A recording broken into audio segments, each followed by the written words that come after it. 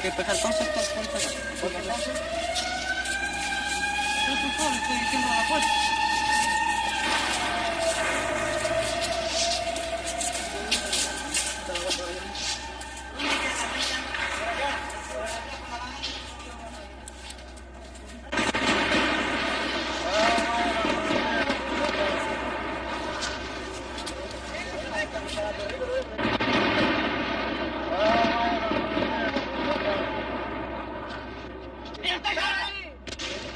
Santiago de Chile, 29 de junio de 1973. Al no poder destituir constitucionalmente al presidente Allende, la estrategia del gobierno norteamericano y la oposición chilena pasa a ser la estrategia del golpe de Estado.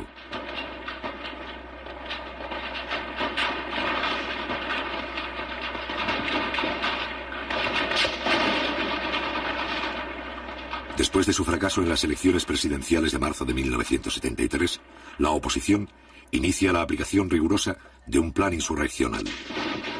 El día 29 de junio, un sector del ejército precipita los acontecimientos. A las 9:10 de la mañana, un solo regimiento ataca el Palacio de Gobierno con 6 tanques y algunos vehículos de transporte.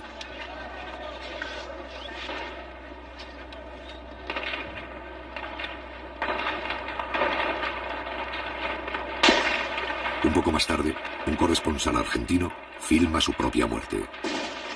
También registra, 2 meses antes del golpe final, la verdadera cara de un sector del ejército chileno.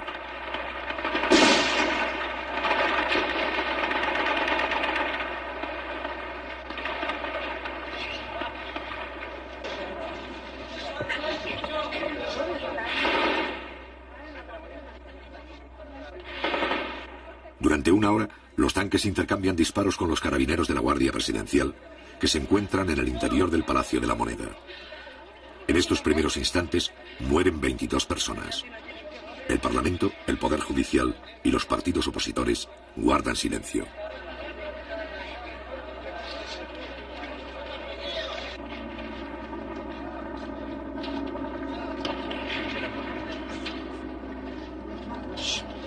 Sin embargo, las tropas golpistas no reciben el apoyo del resto de las Fuerzas Armadas.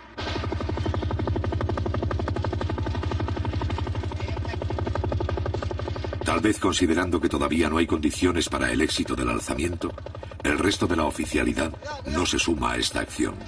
Mientras tanto, las tropas leales inician el primer contraataque para romper el cerco.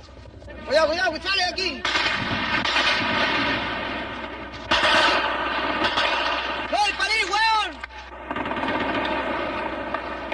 A las 10:30 se movilizan más soldados leales en dirección al centro de la ciudad. Avanzan por la carretera Panamericana Norte hacia la capital 10 vehículos de transportes de tropa del Regimiento de Infantería de la ciudad de San Felipe. La población civil debe guardar calma.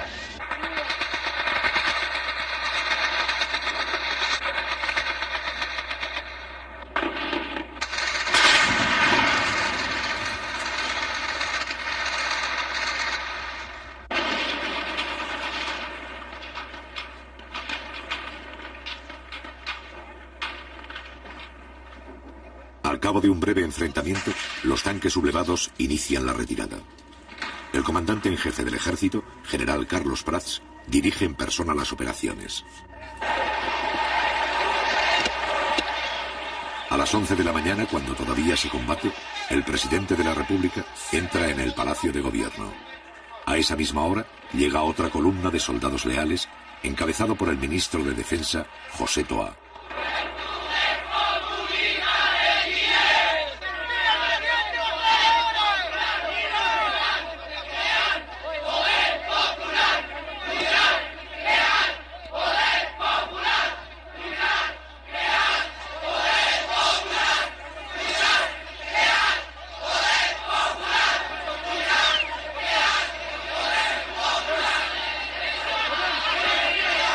Si bien la situación empieza a controlarse, todavía hay algunas fuerzas que no se han rendido.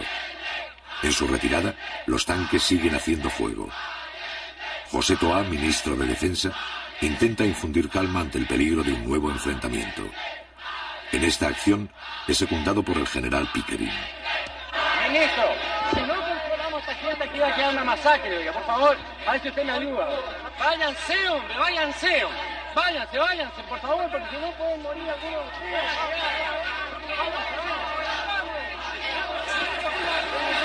Los generales Pickering, Sepúlveda y Prats encabezan el grupo de oficiales más resueltos en sofocar la asonada. En cambio, otros altos mandos se limitan a permanecer expectantes. Tal es el caso de Augusto Pinochet, más tarde jefe del gobierno militar, que esta vez se suma a las fuerzas leales. A las 11:30 horas, el general Carlos Prats asegura al ministro de Defensa la rendición de los alzados y señala la ubicación de sus propias tropas. Pero en el lado sur de la moneda están las escuelas suboficiales, en el lado norte está el regimiento Will. Pero el general Prats va a considerar indispensable la declaración del estado de sitio para controlar la situación. Hay que declarar estado de sitio inmediatamente. Porque esta situación de esta manera no se puede controlar.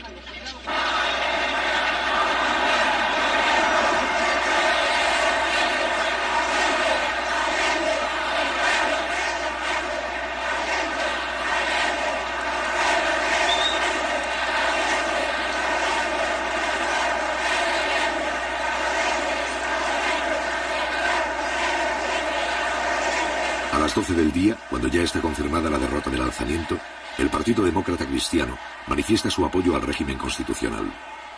El otro sector de la oposición, el Partido Nacional, se niega a hacer declaraciones, en tanto que la directiva del grupo fascista Patria y Libertad se refugia en la Embajada del Ecuador, confesándose así como los autores del cuartelazo.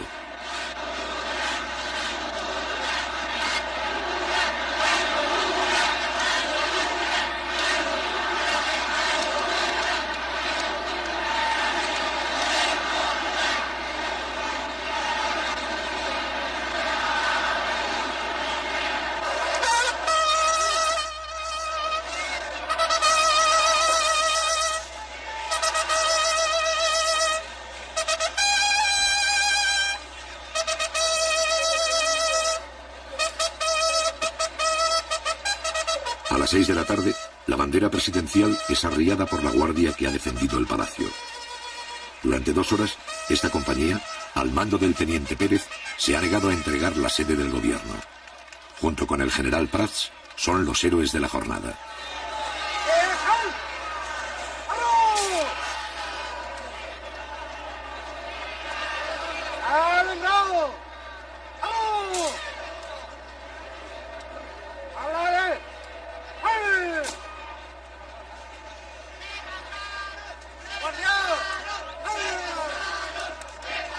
La facilidad con que se ha aplastado el conato de golpe abre muchas interrogantes. La sublevación indica que una parte de la oficialidad simpatiza con ella y que solo el temor a tener que enfrentarse a otras unidades del ejército impide que se sumen a la rebelión. En consecuencia, Allende se apoya en los oficiales constitucionalistas y descarta las acciones que puedan debilitar el carácter legal de su gobierno. Haremos los cambios revolucionarios en pluralismo, democracia y libertad, lo cual no significa tolerancia contra los antidemócratas, tolerancia con los subversivos, ni tolerancia jamás con los fascistas, camaradas.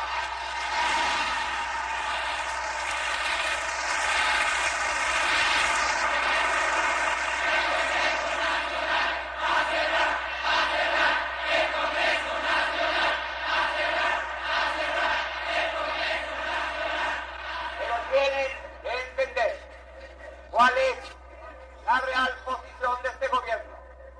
No voy porque sería absurdo cerrar el Congreso. No lo voy a hacer.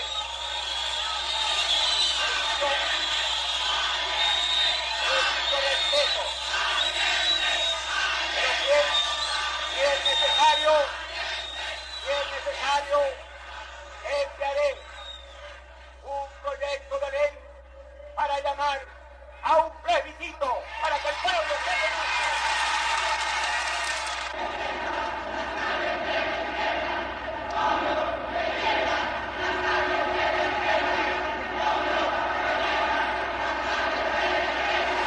Al otro día, Allende solicita al Congreso la aplicación del estado de sitio. Mientras tanto, Desde la mañana del 29 de junio, los trabajadores de izquierda asumen el control de fábricas, empresas, minas y centros agrícolas a lo largo de todo Chile.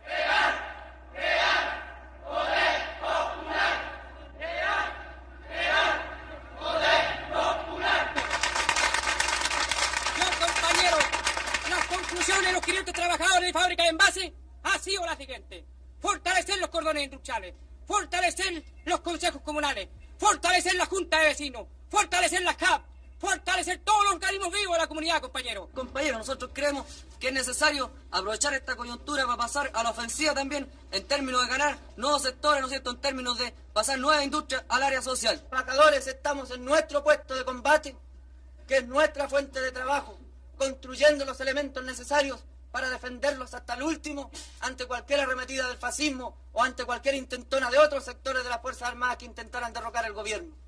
Nosotros creemos que debemos asegurar bien nuestro puesto de combate, que está en las industrias primero. Al mismo tiempo se fortalecen todas las formas de poder popular, en especial los cordones industriales. Cada cordón industrial es una agrupación de fábricas y empresas que coordinan las tareas de los trabajadores de una misma zona. En las principales ciudades del país se han constituido 31 cordones industriales, de los cuales 8 pertenecen a Santiago. Compañero, ¿a qué representa usted aquí? Cordón Macul, compañero. ¿Usted, compañero, a qué Cordón representa? Macul. ¿Usted, compañero, a qué Cordón Cerrillo, Maipú. ¿Usted, compañero, a qué representa? Cordón Cerrillo. ¿Usted, compañero, a qué Cordón Vicuña Maquena. ¿Usted, compañero, a qué Cordón Vicuña Maquena. compañero, a qué representa? Cordón O'Higgins. ¿Qué representa? El sindical del Partido Radical. Con el apoyo de los cordones, el gobierno pone bajo el control permanente del Estado algunas fábricas de carácter estratégico, utilizando para ello los mecanismos legales. Compañeros, como todos sabemos, grupos fascistas intentaron derribar el gobierno y al parecer todavía existen ramificaciones de ello.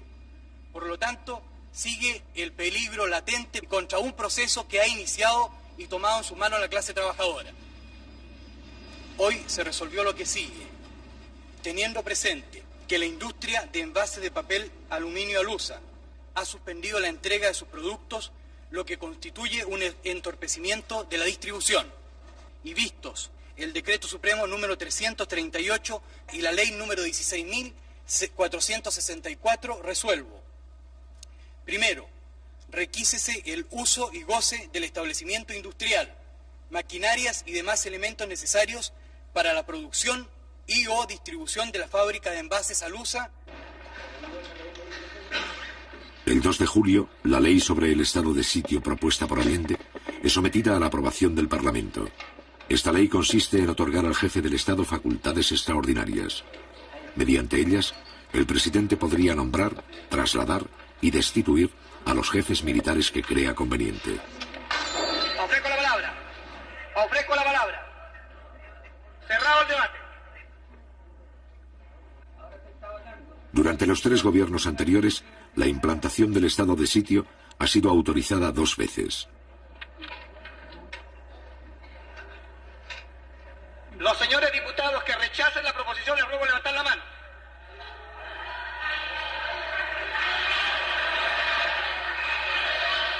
El estado de sitio, principal instrumento legal para afrontar una situación de emergencia, no es autorizado.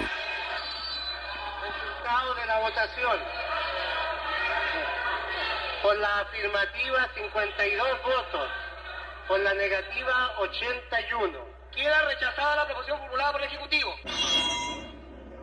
La iniciativa del Ejecutivo no consigue convencer al Parlamento. Los partidos opositores estiman injustificado conceder a Allende poderes especiales.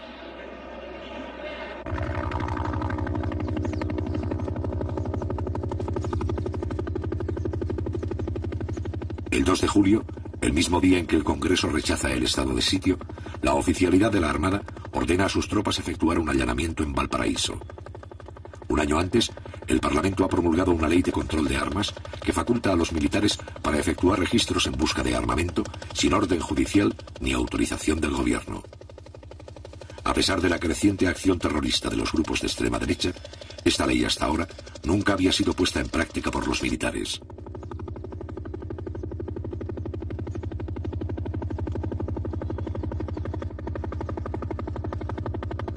Cada allanamiento incluye el cerco de la industria, la detención temporal de los trabajadores y su posterior interrogatorio.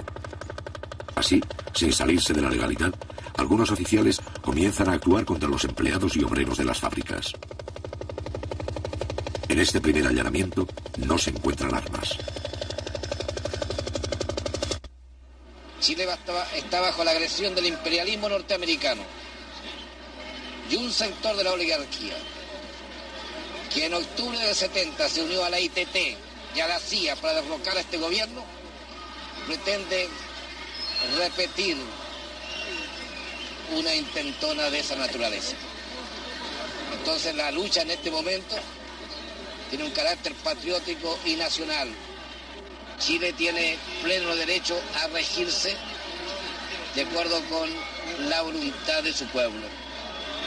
Al mismo tiempo, está en marcha un proceso de transformaciones sociales revolucionarias que tiene como finalidad abrir camino a una sociedad socialista. Frente a la amenaza de golpe de Estado, el Partido Comunista y un sector de la izquierda coinciden con las ideas del presidente Allende. Se trata de evitar un enfrentamiento armado en condiciones que se estiman desfavorables.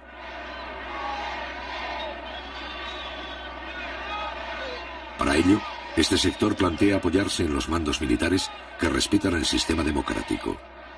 En el plano político, tanto Allende como este sector desean llegar a un acuerdo mínimo con la democracia cristiana. Ellos han desarrollado toda una campaña en estos días. Continúan con su campaña orientada a señalar que se trata, en el caso del gobierno popular, de un gobierno ilegítimo. Yo quiero preguntarle al señor Víctor García Garcena cuál es la opinión del Partido Nacional acerca de los hechos del 29 de junio, del tancazo que culminara con la muerte de más de 20 personas inocentes. Yo quiero preguntarle cuál es su opinión, porque el diario La Tribuna, al día siguiente de este hecho, señalaba que se trataba de un show, porque la Radio Agricultura, durante los momentos en que se desarrollaba el intento faccioso, lanzaba, ¿no es cierto?, al aire consignas tales como: por fin ha llegado el día que tantos chilenos esperaban, por fin las Fuerzas Armadas se han decidido a enfrentar este gobierno totalitario, marxista y los otros epítetos que el partido del señor Víctor García Garcena coloca. Este es un delito político. Este es un atentado en contra de nuestro pueblo, el más grave atentado precisamente contra la democracia y el régimen constitucional que ellos dicen defender de la boca para afuera. Don Víctor García Garcena ya fue encarcelado en una ocasión por el gobierno de la democracia cristiana en 1967 por sus actuaciones sediciosas en nombre del Partido Nacional. Buenas noches, señores telespectadores. Como ustedes pueden ver y han oído, el joven estudiante me ha emplazado a mí diciéndome que soy sedicioso. Óiganlo bien, pero mírenlo a él y mírenme a mí. Miren esa vida y miren la mía. Yo no sé cómo no se han caído las cámaras de vergüenza. Esta es la pura verdad. El que dedicó su vida a la revolución, el que no ha hecho otra cosa nada más que revolución, frente a un hombre que durante 35 años ejerció su profesión, que fue 25 años profesor de la universidad, que se ha ganado él su vida con su esfuerzo.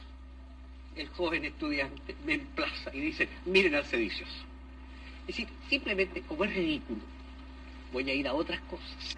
No funciona el régimen sin virtudes republicanas. Ese es mi pensamiento. Todo el mundo lo conoce y así lo he practicado. Yo no condeno a los desesperados. Yo no condeno a la gente que hoy día, al pobre camionero pisoteado que toma una piedra. No condeno tampoco a la gente que reclama y que se alza. No soy partidario, ni he sido nunca, de ningún alzamiento. No soy partidario de los golpes ni de las aventuras, pero hoy día comprendo y entiendo cómo un país entero no puede vivir tranquilo cuando sus más apremiosas necesidades, como lo acaba de reconocer ella como dueña de casa, no pueden ser satisfechas. Se ha retratado de cuerpo entero. Ha mostrado el rostro sedicioso, el rostro golpista del Partido Nacional. Y señor Anzieta, aquí está el principal riesgo al régimen constitucional y a la democracia que usted dice defender. El señor Víctor García Garcena, y ustedes lo escucharon, señores telespectadores, acaba de decir que él no condena el alzamiento del 29 de junio, materializado por una unidad traidora, sin duda, a la limpia tradición de nuestras Fuerzas Armadas. no condena el asesinato de más de 22 personas. No lo condena. Al revés, no ha tenido aquí, eso sí, la suficiente franqueza para decir que lo aplaude, como lo aplaudió su radio, la Radio Sociedad Nacional de Agricultura, como lo aplaudió su diario, el diario La Tribuna, que al día siguiente dijo que era un autogolpe, un show montado por el gobierno de la Unidad Popular. Y repítalo aquí, señor Víctor García. No he dicho que ha apoyado el alzamiento, no me tergiverse porque eso no lo admito. Pronúnciese claramente. Sí, acabo de pronunciarme claramente y no le voy a hacer más caso. Quiero que explicarle a ustedes, señores telespectadores, que nuestro sistema es el sistema no de odio de clases, ni de lucha de nada. Es lo que se llama la integración nacional. Eso es lo que perseguimos. Perseguimos es que todos nos sentamos miembros de una misma patria. Como en Uruguay. Nos sentamos fraternales. ¿Para qué me interviene con otros países que no tienen como nada Brasil? que ver? Usted parece que fuera boliviano. No se desespere, don Víctor García. Por favor, no se ponga histérico, por favor, permítame continuar. Estos son los problemas. ¿De dónde provienen los atentados en contra de la democracia y de la libertad? Para obstaculizar e impedir el diálogo y para irnos, en definitiva, al camino de la guerra civil, que es el camino que necesita don Víctor García Garcena, la pacífica paloma de la paz que hemos visto aquí frente a las cámaras, que aspira a instaurar en Chile una dictadura fascista igual a la de José María Bordaberry en Uruguay, y si no pronuncia, señor García, a la de Brasil y a la de Bolivia, y lo repito y lo emplazo.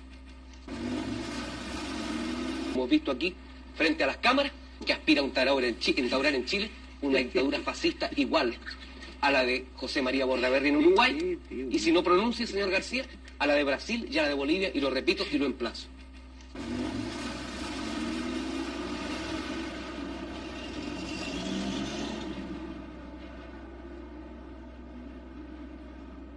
El día 5 de julio, Salvador Allende forma un nuevo gabinete para acometer la crisis y crear condiciones favorables para un diálogo con la democracia cristiana.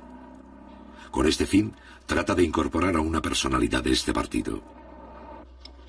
Yo sé perfectamente bien que los procesos revolucionarios sacuden y convulsionan a los pueblos, pero sé también que aquí hemos querido y tratamos de hacer algo que otros pueblos no alcanzaron, una revolución por cauces distintos, de acuerdo a nuestra historia, a nuestra tradición y a nuestra realidad.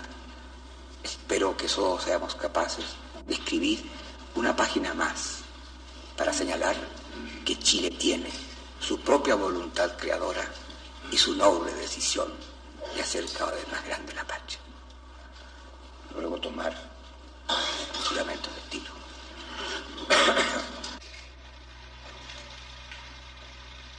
Finalmente quiero agradecer que llamé al rector de la Universidad Católica, Fernando Castillo, y le pedí que formara parte del gabinete.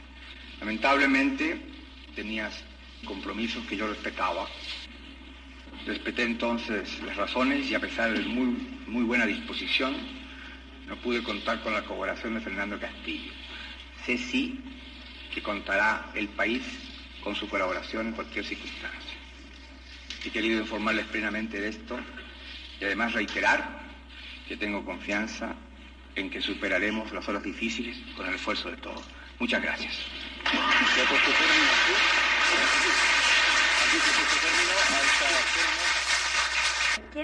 ¿Por qué se produce esta ruptura que no es la deseada ni por el gobierno? A mi juicio porque la Unidad Popular, cuando plantea programas, proyectos para Chile, que pudieran tener realmente y significar la acumulación de intereses hacia ese objetivo, la Unidad Popular primero plantea a ver quiénes estarán supuestamente en oposición a esto. Los busca con cabo de vela por todas partes, hasta buscar todos los enemigos posibles y después plantearlos como una minoría. Cuando yo creo que los grandes planteamientos de transformación de nuestra sociedad son planteamientos que, bien lanzados como mensaje, buscando todos aquellos que puedan confluir como una fuerza realmente creciente hacia los objetivos de Chile, es lo que es la más fundamental obligación de un gobierno. Pero bajo la influencia de su ala más tradicional, el Partido Demócrata Cristiano no desea por el momento dialogar con el gobierno. Aún así, tanto Allende como un sector de la izquierda y de la propia democracia cristiana continuarán los esfuerzos para iniciar un diálogo que modifique la correlación de fuerzas ante un posible golpe de Estado. Tenemos, compañeros, hacer un llamado a la sensatez y al patriotismo de los sectores de la democracia cristiana que piensan con su propia cabeza y que no siguen los dictados del Pentágono, de la CIA, de los Yarur o de los Duni Abbas, para que se opongan con toda su fuerza en la base del pueblo, en los sindicatos, en todas partes, a la ofensiva fascista, a la ofensiva reaccionaria. Porque si el fascismo, compañeros, lograra vencer, no le preguntarían al obrero del pobre si es comunista, si es mapucista, si es socialista o si es demócrata cristiano para reprimirlo.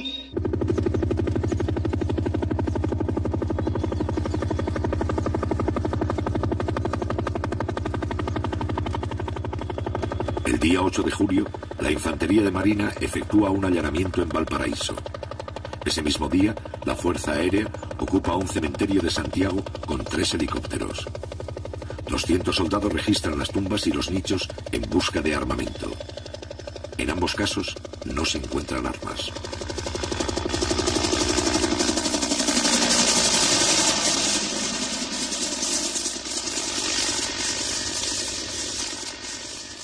Ya es una cosa ya del otro mundo, se puede decir lo que están haciendo estos momios.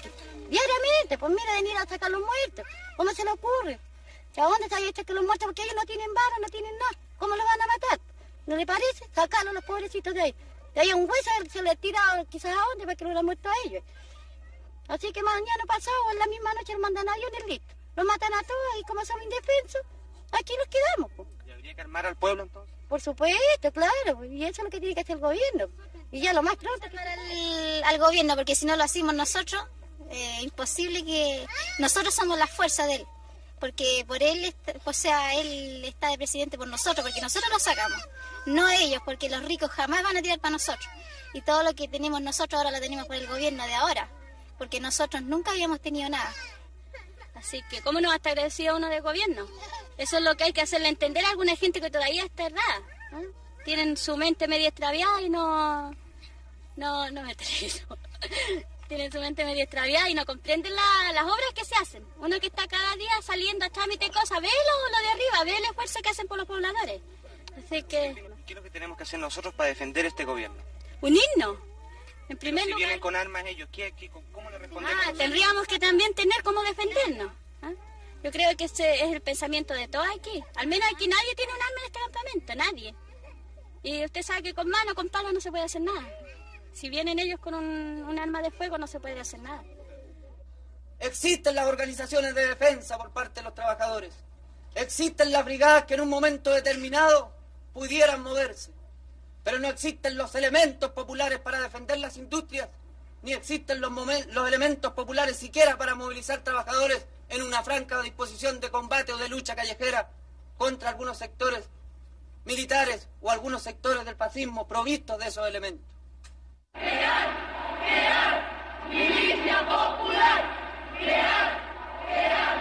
¡Milicia popular! El día 12 de julio, el Partido Socialista hace pública su posición frente a la amenaza de golpe. Los soldados, marinos, aviadores y carabineros no pueden prestarse en ningún momento y bajo ninguna circunstancia para asesinar trabajadores. Y llegado el caso de que algunos oficiales se alzaran, los oficiales, suboficiales, clase y soldados no tienen la obligación de prestarle obediencia. Aún más claro, no solo tienen el deber de negarse a acatar órdenes que signifiquen disparar contra el pueblo o participar en aventuras golpistas contra el gobierno o los trabajadores, sino que oponerse activamente a ellas. La burguesía debe estar clara que no puede actuar impunemente. A cada acción subversiva, a cada atentado contra Chile y su gobierno, los trabajadores responderán invariablemente utilizando todos los métodos y con todos los recursos que sea necesario. Nuestro partido piensa de que la toma de empresas, fábricas, fundos, es una respuesta legítima de la clase obrera y de los trabajadores a la actitud sediciosa y golpista de la derecha. Hemos dicho de que la reacción debe pensar cada uno de sus pasos. Sobre la posición del partido frente a estos allanamientos que hacen los militares de nuestra industria a la búsqueda de armas, que considero que es una forma ofensiva hacia la clase, porque considero que los trabajadores, si en algún momento se hubiesen armado, es para defender a su gobierno, el gobierno de los trabajadores. Entonces, usted como abogado y jurista, ¿cierto?, podría explicarnos cuándo es legal, ¿no es cierto?, y cuándo es ilegal. Porque aquí aparece una cosa. Nosotros apareceríamos en la ilegalidad tratando de defender al gobierno de los trabajadores, como trabajadores mismos, si tomásemos la precaución de adquirir algún armamento. Yo creo que el pueblo, para defender a su gobierno, debe recurrir a todos los medios de que disponga. El problema de las armas pasa a vincularse con el problema de la ocupación de empresas. Para un sector de la Unidad Popular, encabezado por los comunistas, la expropiación indiscriminada de fábricas constituye un error, pues debilita la imagen legal del gobierno. En cambio, para el otro sector, conducido por el Partido Socialista, la ocupación de industrias representa una forma útil de movilización que ayuda a preparar y organizar la lucha que se avecina.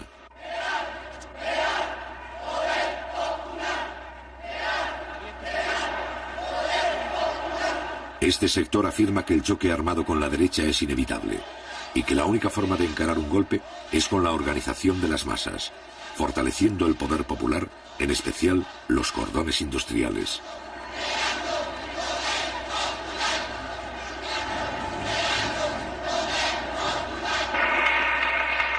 Hoy, compañeros, es tarea también para ponerle una muralla a los reaccionarios y salir adelante. La formación de los cordones industriales en todo el país.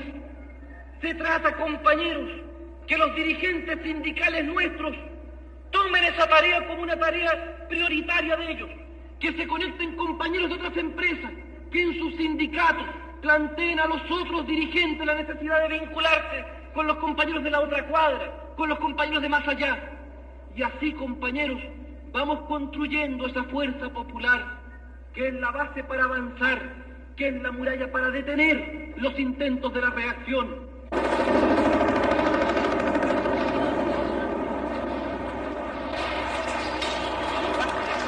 El 19 de julio, el regimiento Arauco ocupa la central de trabajadores en la ciudad de Osorno.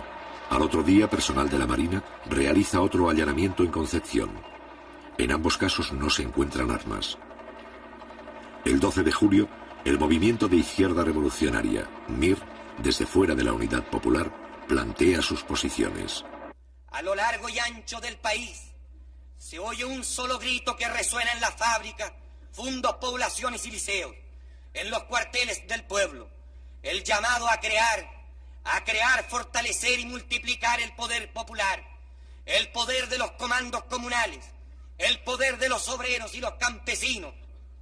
Los revolucionarios y los trabajadores deben de inmediato extender las tomas de fábricas y fundos, multiplicar las tareas de defensa, impulsar el poder popular como gobierno local autónomo de los poderes del Estado. Los suboficiales y carabineros deberán desobedecer las órdenes de los oficiales golpistas. Y en ese caso, todas las formas de lucha se harán legítimas.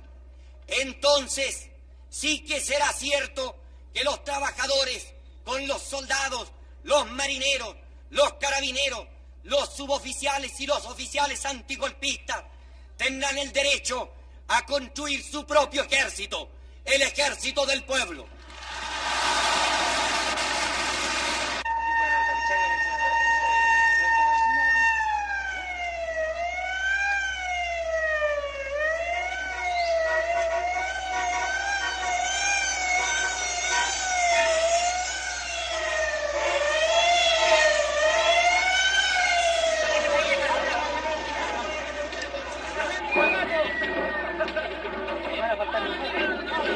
El 19 de julio los trabajadores del cordón industrial Vicuña-Maquena ocupan la principal carretera de su zona. ¿A qué se debe la toma de la carretera? Esto se debe, compañero, en apoyo a los compañeros que fueron desalojados de Inmetal. ¿Va a venir alguna autoridad de gobierno para acá? Eso es lo que estamos esperando, compañero, que venga una autoridad y solucione el problema de estos compañeros. Un día antes, los obreros del cordón Cerrillos han realizado una acción similar. La protesta de este sector de trabajadores se dirige contra los intentos del gobierno de devolver algunas industrias para facilitar así un posible acuerdo mínimo con la democracia cristiana. Las contradicciones de la izquierda sobre la estrategia a seguir para detener el golpe estallan públicamente. A las 11:30, el prefecto de la policía ordena despejar el camino.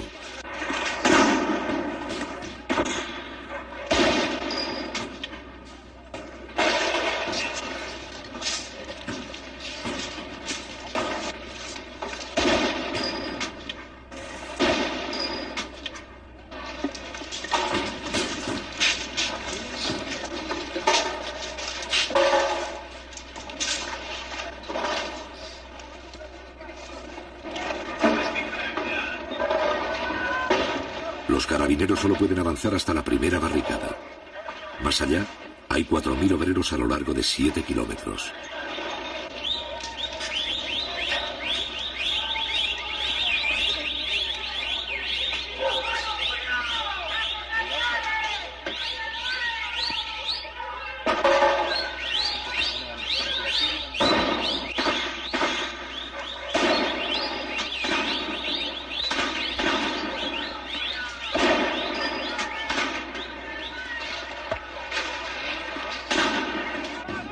Por el hecho de que están transando. El gobierno está transando. ¿Quieren devolver el preso? Los carabineros los van desalojando. A las 11:45 llega el intendente de Santiago, funcionario de la Unidad Popular y máxima autoridad de la provincia. Su misión consiste en disolver el enfrentamiento. Después de escuchar a los obreros, el intendente Julio Estuardo anula las órdenes de las fuerzas antidisturbios.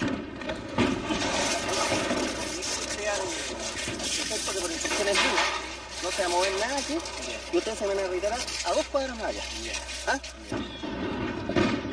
Así que retírense las fuerzas policiales, ojalá más allá de Avenida Mata. ¿Ah? Y comuníquenle al prefecto que es una instrucción mía. Ya, gracias. La policía debe retirarse, pero el problema de las fábricas ocupadas va a seguir debatiéndose con la presencia de los delegados de la Central Única de Trabajadores. La CUT determinó una comisión que iba a ver los casos de las industrias que están hoy día en manos de los trabajadores. Y esa comisión está hoy día estudiando esos problemas a través con los organismos que corresponden, Corfo y Ministerio de Economía. Porque aquí hay que tener claro, compañeros, de que hay muchas industrias que no todas las que están tomadas, porque hoy día en Santiago hay una cantidad enorme de industrias tomadas, no todas van a poder ser pasadas al área social, por diferentes razones. Además, cuando la CUT lanzó el llamado de tomarse las industrias en caso de cualquier intentona golpista, esto significaba, digamos, en épocas críticas, parar la acción del fascismo. Pero en todo caso eso no significa de que indiscriminadamente todo tipo de industria va a pasar al área social, porque por allí también hay algunos problemas con industrias que están desfinanciadas totalmente y que el Estado, al hacerse cargo de ellas, digamos, en la práctica se hace cargo de callo, cuestión que no puede ser. De manera de que esto se ha estado discutiendo con los compañeros trabajadores afectados de las industrias respectivas. Como le digo, lo que queremos es una pronta decisión de la CUT, sea buena o mala, pero que sea una decisión para que esa no sea un anticuerpo en el seno de los trabajadores, compañeros. Nada más. El problema es que allí hay otras cuestiones de fondo. Esas empresas, por ejemplo, de capitales suizos, ¿qué pasa? De que hay un problema de relaciones internacionales allí. Ahora, ¿pero qué tiene que ver las relaciones internacionales con los problemas de los trabajadores? Tiene que ver mucho, porque el gobierno suizo es uno de los principales socios del Club de París, donde se discute y donde se renegocia la deuda externa de Chile, que ustedes saben que por efecto de que después que asumió el gobierno, que estatizó el cobre, por ejemplo, vino un boicot de los yanquis, en donde hoy día el país no tiene divisas, no tiene los créditos que antes tuvo. De manera que esto se renegocia en el Club de París, en donde allí Chile tiene que manejarse con mucha cautela. ¿Ah? Entonces, aquí no se trata de internacional, se trata de pasar a la red social toda la industria que a nosotros nos interesa, sin transar con nadie, compañero. Ese es el punto. Porque estas cosas, compañero, que usted está explicando en el ámbito internacional, es indudable que los trabajadores en general no lo van a comprender. Si usted no le da unas razones más criollas y con palabras en que todos las entendamos, los compañeros en este caso pueden pasar por sobre los dirigentes que están en la Central Única de Trabajadores. ¿Me puedo responder también a eso? O sea, también hay respuestas, si pudiéramos decir, más criollas, más chilenas. Porque hoy día, ustedes saben, compañeros, de que nosotros, la clase obrera, a través de este gobierno hemos ganado una parte del poder, pero no hemos ganado todo el poder. La reacción busca de que las fuerzas del orden, ya sean carabineros o militares, se enfrenten a los trabajadores a través de esa lucha que plantea el compañero y no obedecen a la dirección central aquí. Se toman justicia por sus manos y se enfrentan a los carabineros, se enfrentan a los milicos y después entonces se acusa al gobierno de que aquí hay indisciplina, de que no hay autoridad y estamos a un paso de que se acuse constitucionalmente al presidente de la República, porque eso es lo que quieren. Pero nosotros, compañeros, también tenemos la película bien clara. Se nos pidió organización, que nos organizáramos los obreros, que entráramos a formar los cordones y comenzáramos a organizarnos en todos los frentes. Nos hemos organizado, compañeros, en los frentes poblacionales. Nos hemos organizado en los frentes obreros, en los sindicatos. Nos hemos también organizado en los cordones. Y aún seguimos con la misma cantinela, pues, compañeros, de que no es el momento y de que hay un poder legislativo y hay un poder judicial. Se nos pidió que nos organizáramos desde un comienzo, desde la población hasta el nivel más alto. Y hasta el momento nos hemos organizado, pues, compañeros, y seguimos aún diciendo, el compañero presidente nos sigue pidiendo a nosotros que tengamos calma, que sigamos actuando en esta forma y sigamos organizándonos. ¿Pero para qué? ¿Cuál es el miedo, compañeros, de llegar a presentarnos los obreros en un paro general? Y presentarlo a los pobladores también a su vez y pedir al compañero presidente, como a todo el Poder Ejecutivo, de que una vez por todas se decida, pues, compañeros, cuál es el plan que tiene de lucha, cuál es el plan para que nosotros también al organizarnos nos presentemos frente a ellos y pidamos, compañeros, si es necesario, como presentan los de la derecha, que lleguemos a un plebiscito. Nosotros comenzamos el plebiscito, compañeros, por las poblaciones hasta el nivel más alto. Y le aseguro que ganamos de aquí a Huancagua, pues, compañeros, y pasamos de largo, pues, compañeros. Porque tenemos organización dentro de los campamentos, dentro de los cordones industriales, dentro de los sindicatos. Y la CUT, compañeros, está apernando igual todavía, pidiéndonos a nosotros que tengamos calma y que esto no se puede hacer porque esto pertenece a la reina Isabel, el otro pertenece a Suiza, y así, y en fin, compañeros, siguen inventando cosas. La verdad de las cosas, compañeros, es que el pueblo, los obreros ya nos estamos cansando, porque esto es tramitación. Y estamos luchando contra la burocracia y dentro de nosotros mismos, dentro de nuestra propia defensa, de nuestros propios sindicatos, dentro de nuestro propio poder, compañero, como es el CUB, sigue aún la burocracia, pues, compañero. ¿Hasta cuándo? Yo quiero que insultarle a usted, compañero. ¿No tiene usted confianza en el poder popular, compañero? ¿No tiene confianza la CUB en los obreros que hemos ido al frente en el día viernes cuando nos presentamos frente al compañero Allende a gritar y apoyarnos en todo sentido? ¿No tiene confianza el presidente en las organizaciones que nos ha hecho formar? ¿No tiene confianza, compañeros, los diputados apernados que están arriba y que no quieren hacer nada, compañeros? ¿No tienen confianza los senadores, compañeros, que en vez de alegar una causa que nosotros, los obreros, los hemos puesto para que aleguen, para que luchen por nosotros, cuando se levantan los señores de la derecha, lo único que hacen es levantarse el asiento y mandarse a cambiar, pues, compañeros? Ya está bueno de todas estas cosas. Por algo nos hemos organizado y por algo nos estamos reuniendo en esta noche aquí, pues, compañeros, para pedir que si las cosas están en la área social, bueno, tratemos de hacerlas llegar, pues. Las que no sirven, pues, compañeros, dejémoselas a eso, a los derechistas, pues, compañeros. Dejémoselas a los momios. Si no, el gobierno no se puede hacer cargo de esos cachos, que se hagan cargo ellos de esos cachos y nosotros sigamos, pues, compañeros, luchando. Vaya usted, pues, compañero, a ir a La Vega. ¿Cómo están todas las cosas en el mercado negro? Y los compañeros nos siguen pidiendo que tengamos calma. ¿Hasta cuándo, pues, compañero? Si esto ya se está pasando de castaño oscuro.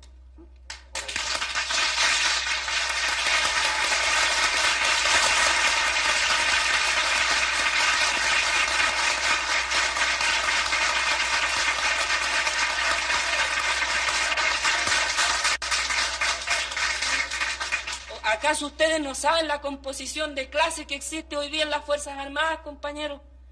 ¿No saben ustedes que la mayoría de la oficialidad están por el golpe? Porque aquí, compañeros, aquí el poder no solamente se logra con la buena organización, está la buena organización, pero también tenemos que tener algún peso que contrapese el real poder que tiene la reacción en este momento. Y por eso que estamos hablando en la Central Única de los comités de protección. ¿Y qué es lo que son los comités de protección? Comités de protección de las industrias, de la producción, y también comités de protección para la guerra, pues, compañeros. Son cuestiones que no se pueden hablar así y de entrar a dar detalles porque no podemos caer en esos errores. Pero aquí tenemos que prepararnos los trabajadores para entrar al combate en todos los terrenos. Y en esa pelea está hoy día la CUT. Que hayan deficiencias, yo las acepto, compañeros. Pero el problema surge cuando quieren existir organizaciones con cierta dirección paralela al organismo de los trabajadores. Y es por allí donde va mal la cosa. Y por eso, compañeros, es que yo reconozco de que aquí hay muchos compañeros que plantean cuestiones no malintencionadas, pero que son cosas que hay que discutirlas más profundamente, compañeros. No se puede gratuitamente catalogar a tal o cual organización, a tal o cual de dirigente, de tal o cual defecto. Porque yo creo que las organizaciones las integramos todos. Y todos tenemos algún grado de responsabilidad. Y ustedes tienen su organización, pues, compañeros, para plantear este tipo de problemas. Y estamos de acuerdo de que aquí hay que buscar las salidas correspondientes a los problemas que hoy día están planteados.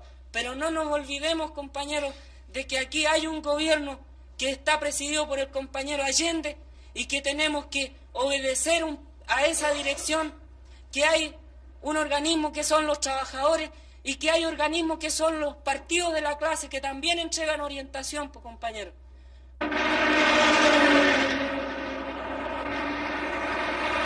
El día 19 de julio, la Escuela de Infantería allana una fábrica en el pueblo de San Bernardo. Sin excepción, todos los sectores de la izquierda reconocen la necesidad de preparar la defensa armada del gobierno. Pero la falta de dirección única impide la formulación de un plan conjunto.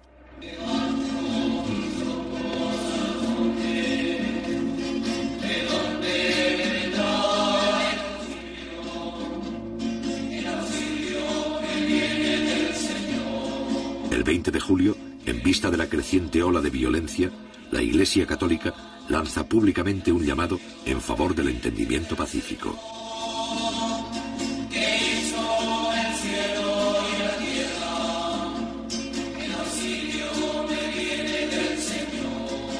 Esta campaña, encabezada por el cardenal Silva Enríquez, culmina con la celebración en todo el país de misas por la paz. Por los representantes del pueblo que ejercen los poderes públicos del Estado, que su competencia, acentuada por la sabiduría y la prudencia que vienen de Dios, los haga estar siempre al servicio de la patria para auténtico bien de las comunidades. Roguemos al Señor. Por los ciudadanos de nuestra patria, para que en la diversidad de opiniones y preferencias, Dios ilumine nuestras conciencias, apacigüe las pasiones, domine los rencores partidistas, de modo que prevalezca el bien común de los chilenos. Roguemos al Señor.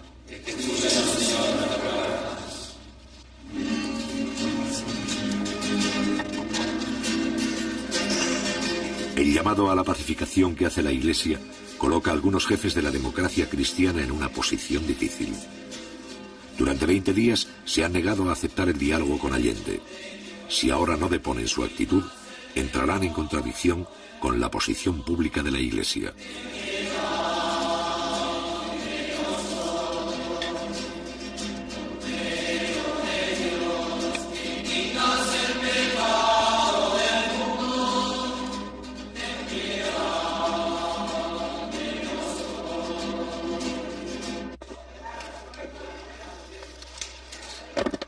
Días después, Patricio Aylwin, más tarde presidente de Chile, y Osvaldo Holguín, jefes máximos de la democracia cristiana, llegan al Palacio de Gobierno para entrevistarse con el primer mandatario.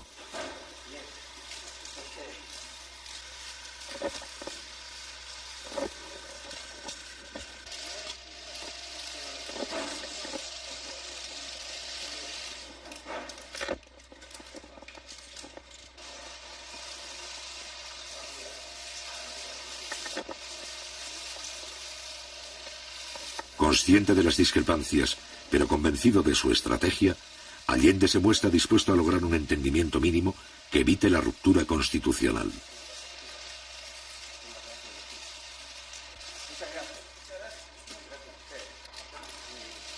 La posibilidad de un cierto acuerdo entre Allende y la cúpula demócrata cristiana causa una profunda inquietud entre los adversarios más irreconciliables del gobierno.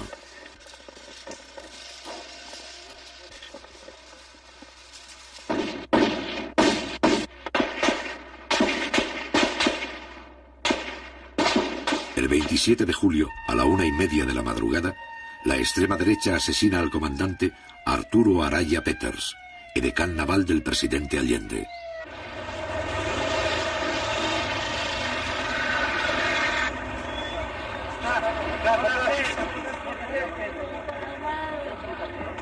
La violencia alcanza a un oficial directamente vinculado al presidente de la República, justo en el momento en que la democracia cristiana acepta dialogar con Allende.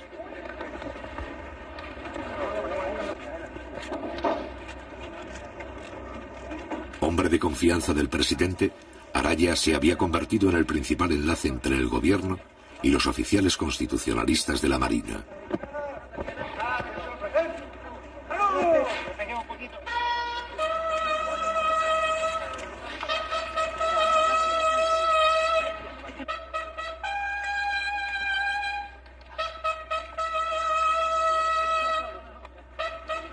El mismo día 27, los restos del edecán se llevan al Palacio de la Moneda.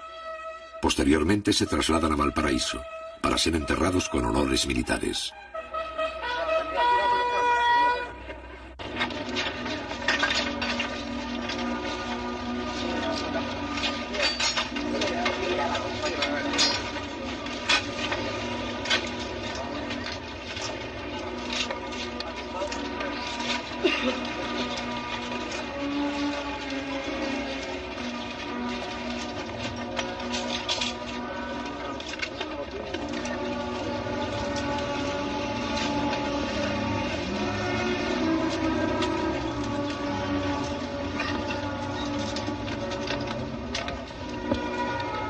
Durante 40 años, las Fuerzas Armadas chilenas no han necesitado intervenir para asegurar la continuidad del sistema.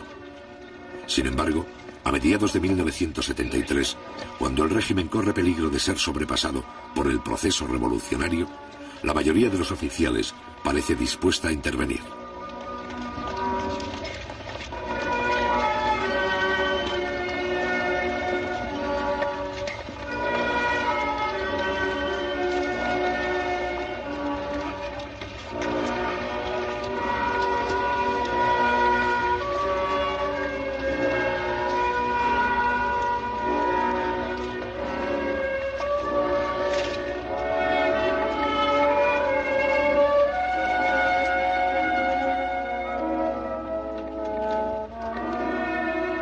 Meses más tarde, en su exilio de Buenos Aires y antes de ser asesinado, el general Carlos Prats declara que una de las razones para eliminar al comandante Araya era impedir que Allende se informara de lo que estaba ocurriendo en los círculos militares de Valparaíso. Es aquí donde un sector de la oficialidad empieza a planificar el golpe de Estado con la asesoría del gobierno norteamericano.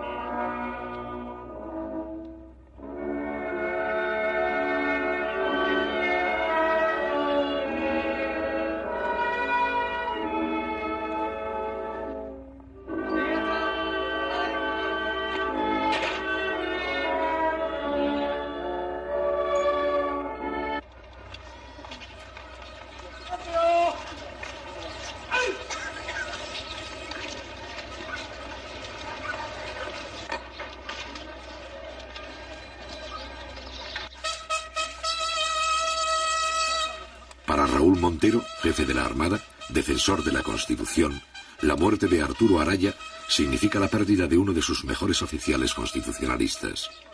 Para Allende, este es uno de los peores momentos que debe afrontar durante su mandato. Para José Toribio Merino, más tarde miembro del gobierno militar, la muerte del edecán no altera sus planes.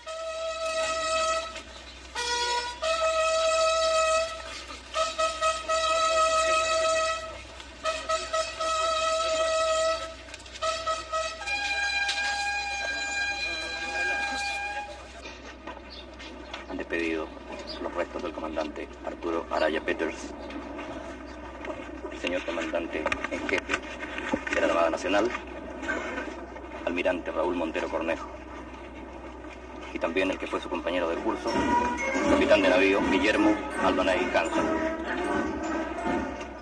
Aquí en el camposanto del Cerro Cárcel rinden honores 2 secciones de la Escuela de Submarinos y la banda de la Escuela de Armamentos. Brillante fue la trayectoria por las filas de la Armada del comandante y capitán de navío Arturo Araya Peters, Su Excelencia el Presidente de la República, doctor Salvador Allende, ministros de Estado, los jefes de las Fuerzas Armadas.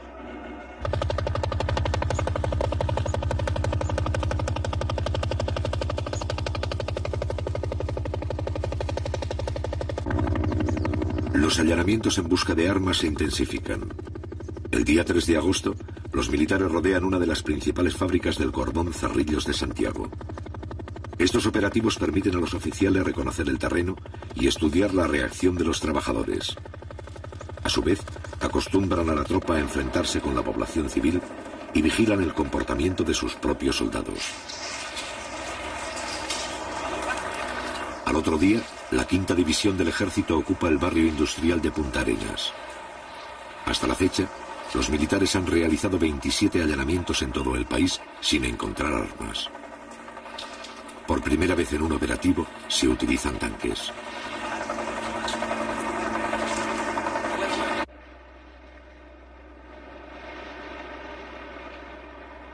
Durante esta semana, los empresarios del transporte declaran un paro por tiempo indefinido.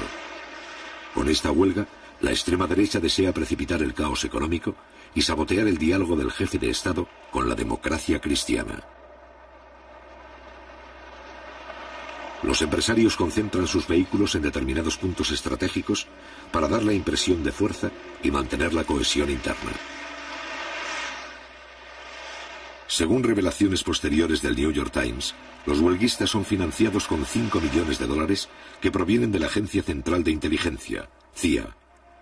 Cada uno de los 35.000 empresarios recibe $4 diarios al cambio del mercado negro.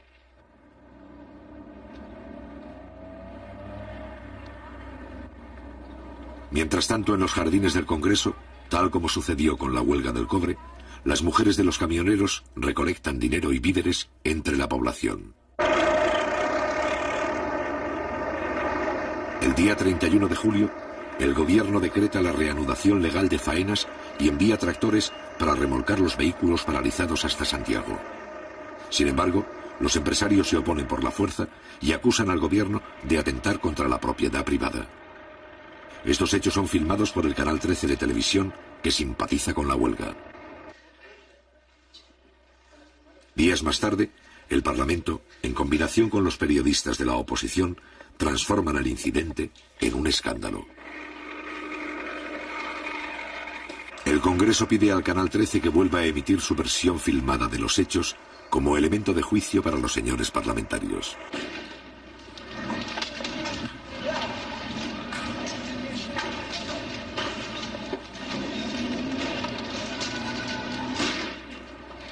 Avalando el reportaje, los parlamentarios consiguen retransmitir estas imágenes al público varias veces, presentándolas como un documento de carácter oficial. Esto pone de manifiesto el poder de la oposición en los medios informativos, así como la libertad de expresión que tolera el gobierno. El bloque opositor controla el Canal 13, primera sintonía de Santiago, así como el 75% de las radios y el 70% de la prensa escrita. En este caso, la incautación de los camiones sirve para alimentar una campaña de desprestigio gubernamental.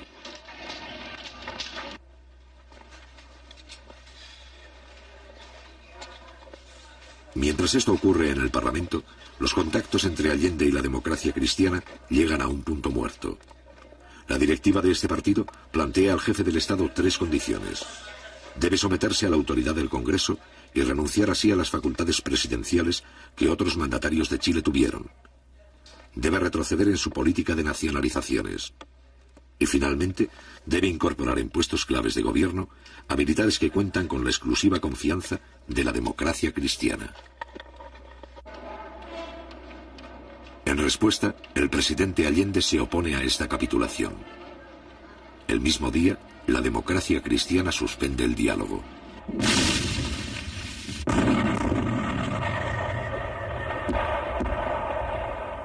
Interrumpido el diálogo, toda la oposición se suma a la escalada antigubernamental.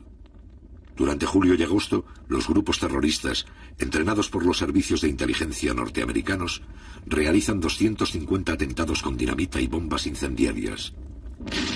Ante el creciente vacío de autoridad, Allende logra el apoyo de los comandantes en jefe de las Fuerzas Armadas y consigue que los militares acepten compartir responsabilidades frente a la situación. Un país no puede vivir sometido a la amenaza de desalmado. Las calles de Santiago fueron sembradas ayer por publicaciones como esta. Ahí habría que preguntarse quién las paga, dónde se imprimen, cuáles son las empresas que se prestan para que se atente contra la vida nacional, contra el gobierno, contra el país. 8 medidas para derrocar al gobierno. Con esa impudicia se está actuando.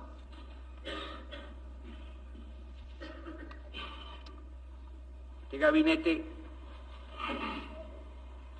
tiene que terminar con el paro fascista de los transportistas, con la decisión del que manejará implacablemente la ley,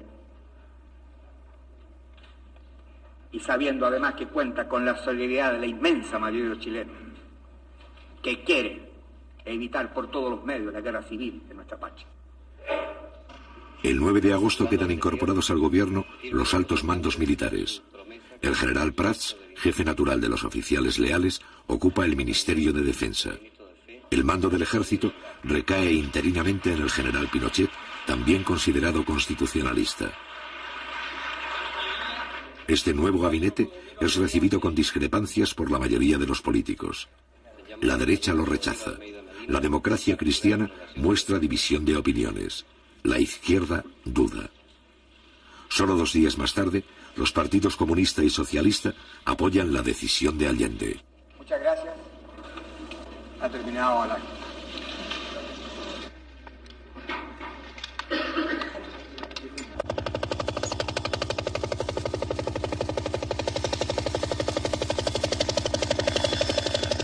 El 11 de agosto se realiza la primera gestión del gabinete cívico-militar para requisar camiones. Sin embargo, las iniciativas de los altos mandos chocan con la mayoría de los oficiales que miran con simpatías el paro y se muestran hostiles para sancionar a los huelguistas. Esto pone en evidencia que una parte del aparato militar también está implicado en la ofensiva contra el gobierno. Según revelaciones posteriores de la prensa norteamericana, William Colby, exdirector de la CIA, nunca desmintió el apoyo de su cuerpo en la preparación y sostenimiento económico de la huelga, al ser interrogado por la Cámara de Representantes en Washington en octubre de 1973.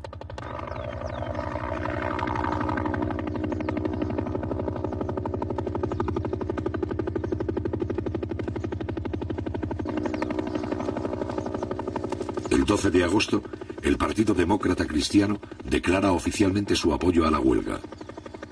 En las fábricas, las materias primas comienzan a disminuir y en el campo escasean las semillas. En estas circunstancias, el gabinete cívico-militar ha fracasado.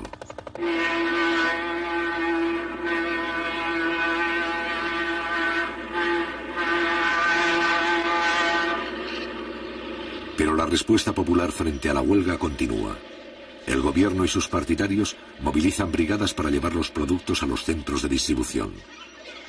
Ante el cierre del comercio, una parte de la población apoya las juntas de abastecimiento y fortalece los llamados almacenes populares. Cada almacén popular está formado por los vecinos de un sector que compra los alimentos directamente al Estado y los vende a precio de costo. En poco tiempo, la mitad de Santiago se beneficia con el abastecimiento directo.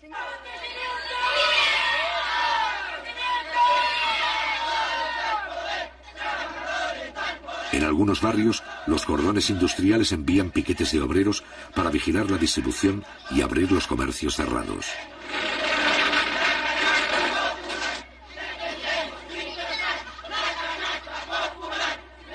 En este momento y por primera vez, el poder popular se adelanta a la policía en el mantenimiento del orden público y el control de los comerciantes. Tenga la bondad de retirarse los niños. Porque este no es un paro de obreros, este es un paro de empresarios de camiones. Yo no creo que haya un obrero ahí que tenga un camión que esté paralizado. Los que están paralizados, los que tienen flotas de camiones. Y esos son los que están manteniendo esta huelga inútil. Este paro es netamente político. Este es un paro netamente político de que están perjudicados nosotros los pobladores. Nosotros estamos pagando todas estas tremendas colitas aquí. Si la cuestión de los camiones se ponen a trabajar, se termina esta cuestión de cola. Pero los trabajadores conscientes salimos a la calle, salimos, luchamos y cumplimos nuestra misión como trabajadores, defendiendo toda la fuente de trabajo y seguimos produciendo y cargando mercaderías para allá y para acá a pulso, cosa que en la población no le faltara ningún alimento. Eso se lo demostramos todos los trabajadores, al compañero presidente, a la autoridad de gobierno. Un sector de los transportistas que apoya al gobierno organiza convoyes para mantener la distribución de alimentos entre las provincias. La población también desarrolla un sistema de abastecimiento por familia denominado canasta popular.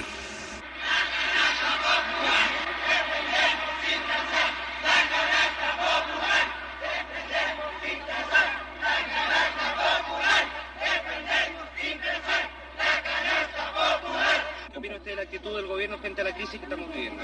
La actitud del gobierno, compañero, tiene que muñequear, porque si usted fuera gobierno tendría que hacer lo mismo, compañero. Porque el gobierno tiene que bailar en la cuerda floja muchas veces.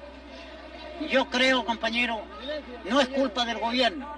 Para mí, como socialista marxista del año 32, a esta parte, compañero, porque yo estuve en la pelea en la República Socialista, a Mamaduque Groves, compañero, y a otro, después que cayó en un error el compañero Groves. Cuando el pueblo le pedía las armas, compañero, y él siendo militar no las entregó, compañero. Claro que habría sido, compañero, una matanza incontrolada, compañero, porque allí quizás que habría pasado, porque si ahora mismo, compañero, a nosotros nos falta mucho, digo yo, de tener un buen frente, que lo tenemos en todas las poblaciones. Tenemos organización antifascista, compañero, y comités de defensa, pero nos falta un poquitito de coordinación provincial y nacional, compañero, para actuar en un solo frente. Porque que no los vaya a pasar aquí si viene el enfrentamiento como pasó en España, compañero, que por la división de algunos partidos, compañero, y los anarcos sindicalistas por un lado, los socialistas por otro, y se montó el fascismo de Franco, compañero, en el poder. Mientras tanto, en Valparaíso, un grupo de la marinería detecta la conspiración naval e informa a varios jefes de la izquierda. Esta acción es descubierta por los altos mandos y los marinos son acusados de amotinamiento, encarcelados y sometidos a tortura.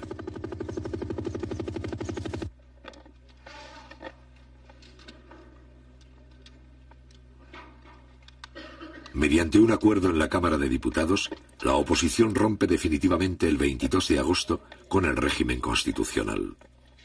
Este acuerdo, sin fuerza legal, señala que el gobierno estaría quebrantando la Constitución y representa un abierto llamado a la intervención militar.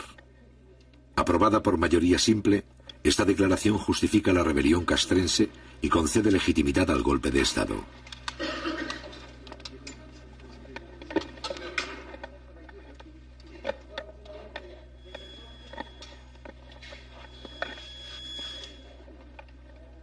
A partir de ese momento, los hechos se precipitan. Un grupo de mujeres se congrega frente a la casa del comandante en jefe del ejército, general Carlos Prats, jefe natural de los oficiales que respetan el sistema democrático. La manifestación, donde participan las esposas de 6 generales, es para señalar a Carlos Prats de que ya no tiene el apoyo de la cúpula militar. Al otro día, la Junta de Generales le niega su respaldo y Carlos Prats resuelve presentar la renuncia.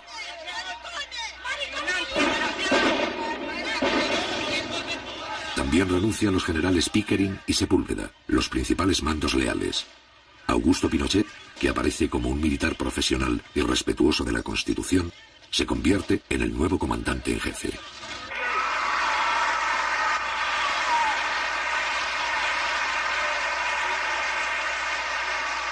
Mientras la conspiración avanza, la oposición civil inicia la última ofensiva. El 14 de agosto, en la Universidad Católica, las mujeres del movimiento Poder Femenino se reúnen para apoyar la huelga del transporte. Es por eso que esta lucha de los transportistas, que ya se libró en octubre, esta vez tiene que ser una batalla hasta las últimas consecuencias. Así lo hemos entendido todos los que estamos apoyando a los transportistas en su justa lucha.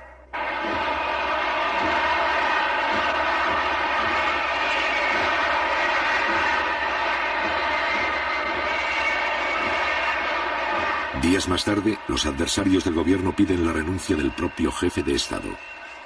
Casi 3 años de guerra económica han permitido a la Casa Blanca y la oposición interna ganar un importante sector de la clase media. Es aquí donde los oficiales rebeldes encuentran la base de apoyo social para la continuación de sus planes.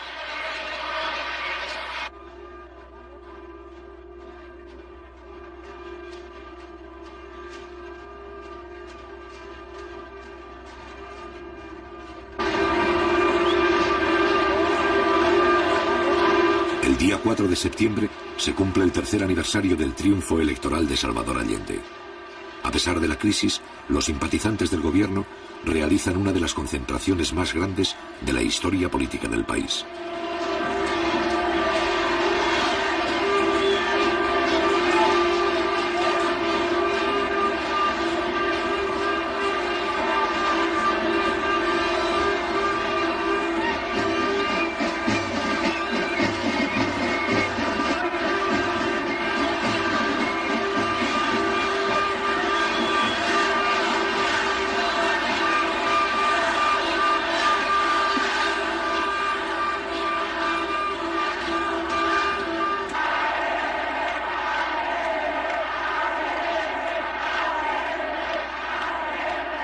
A partir de las 5 de la tarde, más de 800.000 personas desfilan ante el presidente de la República.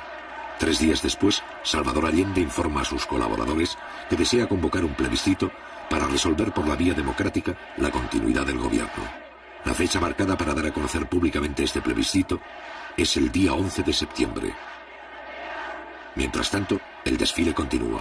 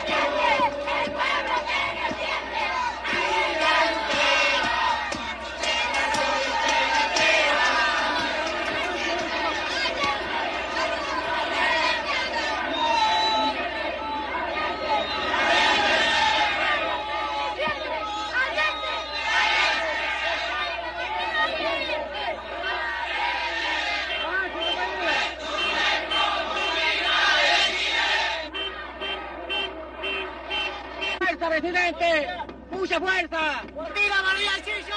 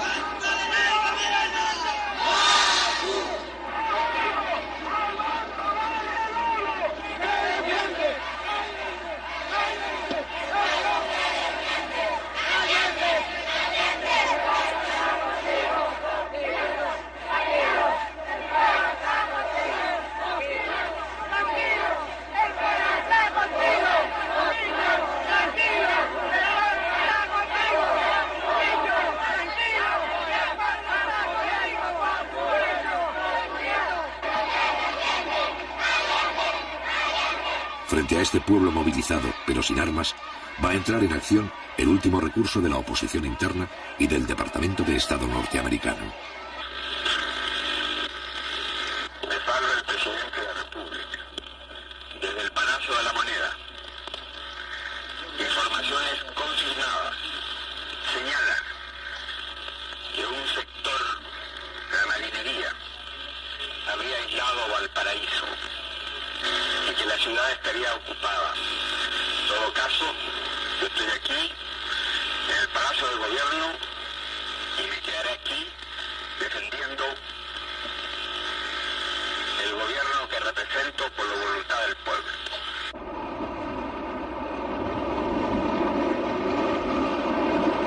El 11 de septiembre, la Armada desencadena el golpe de Estado en el puerto de Valparaíso. Al mismo tiempo, 4 destructores norteamericanos se acercan a las costas chilenas para participar en la Operación Unitas y mantienen contacto permanente con los golpistas.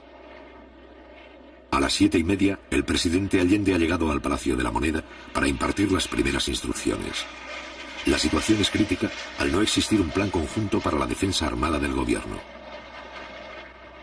Durante la madrugada, la mayoría de los oficiales constitucionalistas han sido neutralizados.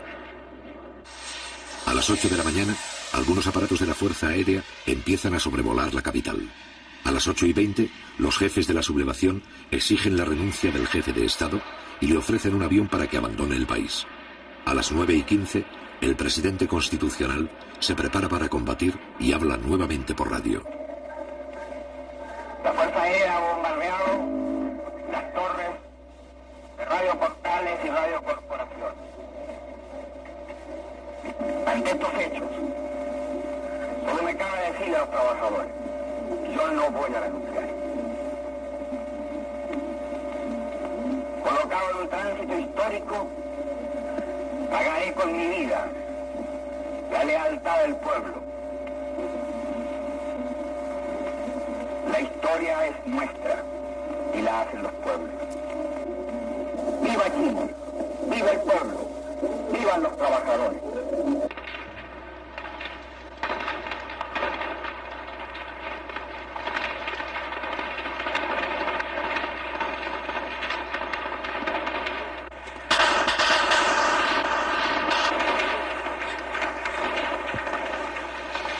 Al cabo de algunas horas de resistencia, los militares envían a Salvador Allende un ultimátum.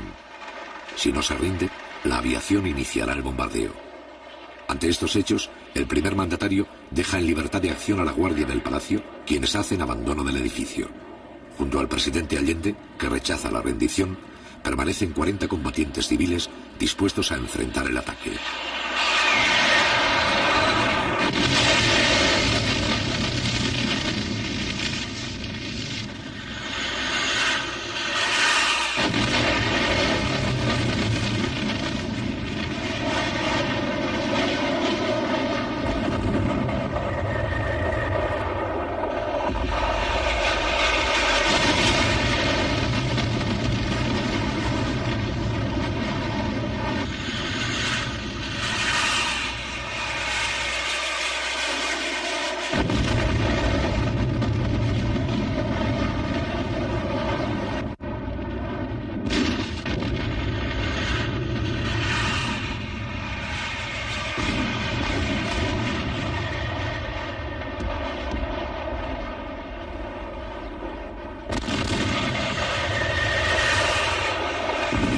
A pesar del bombardeo, los defensores del palacio resisten 3 horas. Al mismo tiempo, se producen pequeños combates en varios lugares de Santiago y provincias. A las 2:15 de la tarde, el presidente Allende muere en La Moneda. A las 9 de la noche, los jefes de la sublevación se presentan públicamente al país.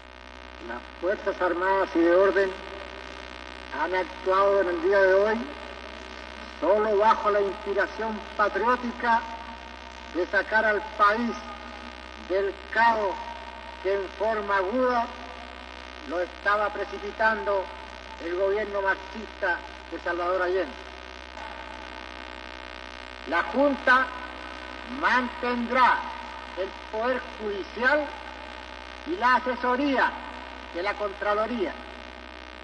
Las cámaras quedarán en receso hasta nueva orden. Eso es todo.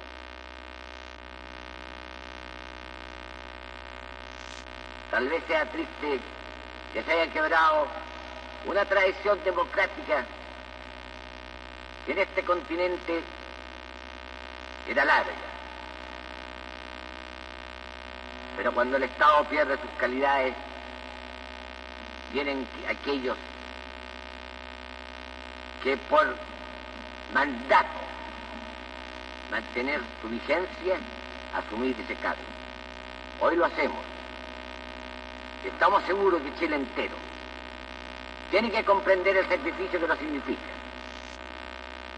No se trata de aplastar tendencias o corrientes ideológicas, ni de ejercer venganzas personales, sino, como dije, de restablecer el orden público y volver al país por la senda del cumplimiento de la Constitución y las leyes de la República. Después de 3 años de soportar el cáncer marxista que nos llevó a un descalabro económico, moral y social que no se podía seguir tolerando por los sagrados intereses de la patria, nos hemos visto obligados a asumir la triste y dolorosa misión que hemos acometido.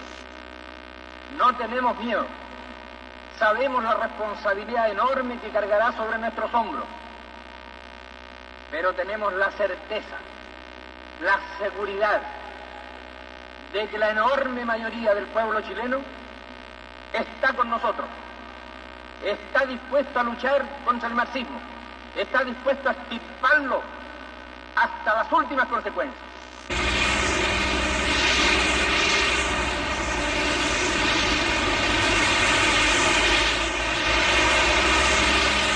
A partir del 11 de septiembre, todos los recursos del ejército chileno son utilizados para reprimir el movimiento popular con la complacencia del gobierno norteamericano. La primera resistencia armada ofrecida por algunos cordones industriales, poblaciones, minas y centros agrícolas es aplastada rápidamente en lucha desigual.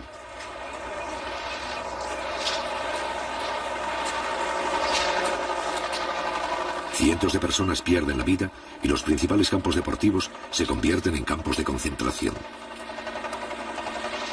La democracia representativa más larga de la historia de América Latina ha dejado de existir. Sin embargo, a partir del mismo día 11 de septiembre, las fuerzas democráticas comienzan a reorganizarse poco a poco en la clandestinidad y adoptan numerosas formas de resistencia. La batalla de Chile no ha terminado.